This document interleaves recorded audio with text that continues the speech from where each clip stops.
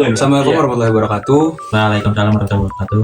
Selamat malam kepada Bapak dosen kita, Bapak Jian Suhades Komemokom beserta rekan-rekan mahasiswa yang telah hadir di sesi ini.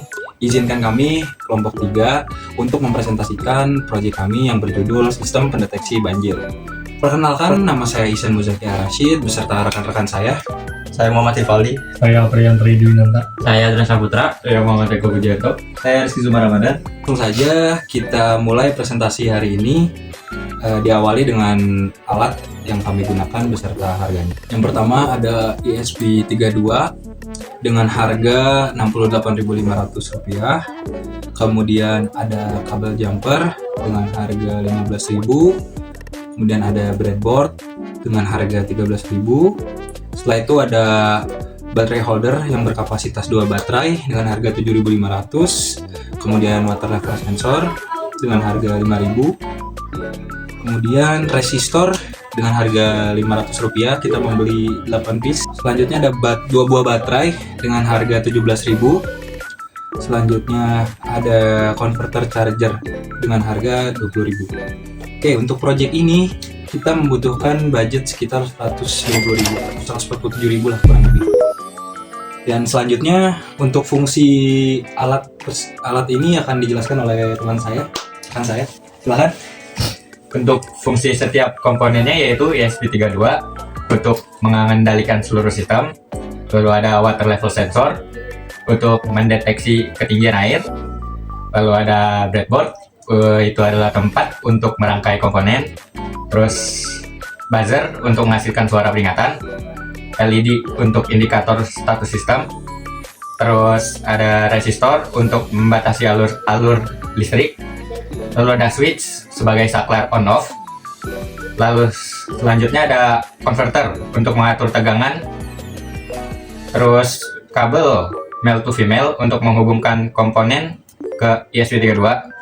Lalu ada baterai sebagai sumber daya listrik untuk rangkaian. Selanjutnya kita akan merakit alat ini supaya bisa ditesting. Oke, selanjutnya kita ke cara perakitan yang akan dijelaskan oleh rekan saya. Selanjutnya kita akan menjelaskan cara untuk merangkai alat tersebut. Dijelaskan oleh teman rekan saya sebelah sana.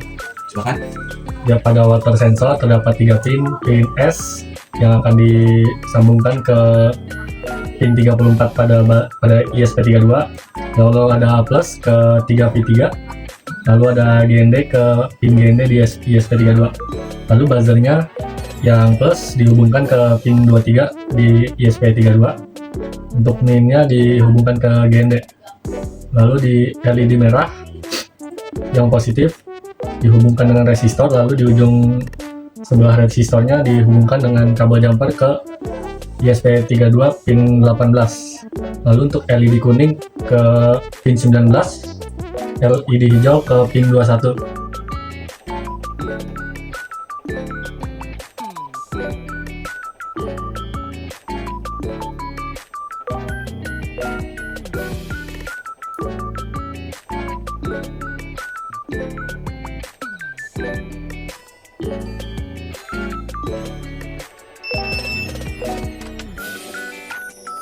Terima kasih atas penjelasannya.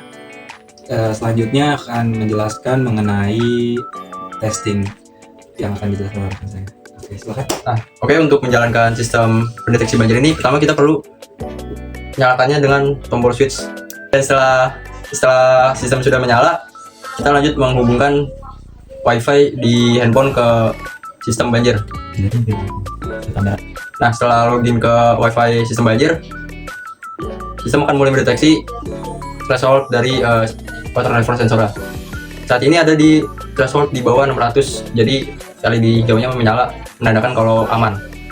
Dan jika airnya naik hingga menyentuh threshold di atas 600, akan muncul LED kuning yang menandakan waspada.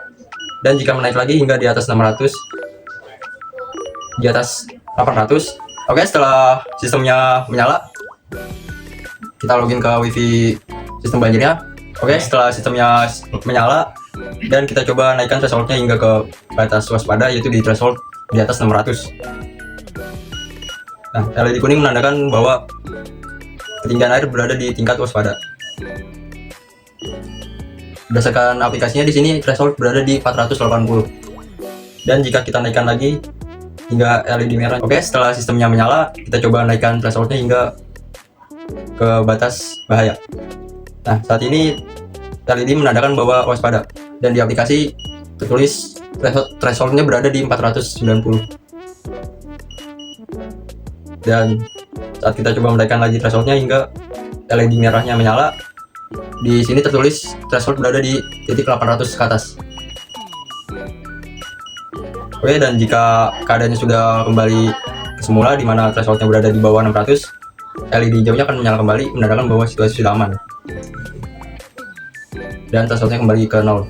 Selanjutnya kesimpulan akan dibacakan dari Kesimpulannya yaitu alat dapat bekerja sesuai dengan fungsi yang dirancang, yaitu mendeteksi keberadaan air pada batas tertentu dan dapat mengaktifkan notifikasi atau alarm sebagai tanda bahaya. Lalu, dengan adanya sistem deteksi banjir ini, resiko kerugian akibat banjir dapat diminimalkan karena pengguna memperoleh informasi lebih cepat untuk melakukan tindakan pencegahan dan penyelamatan barang berharga. Baik, mungkin itu saja yang kami sampaikan dari kelompok kami. Terima kasih atas perhatiannya. Kurang lebih mohon maaf. Assalamualaikum warahmatullahi wabarakatuh. Waalaikumsalam warahmatullahi wabarakatuh.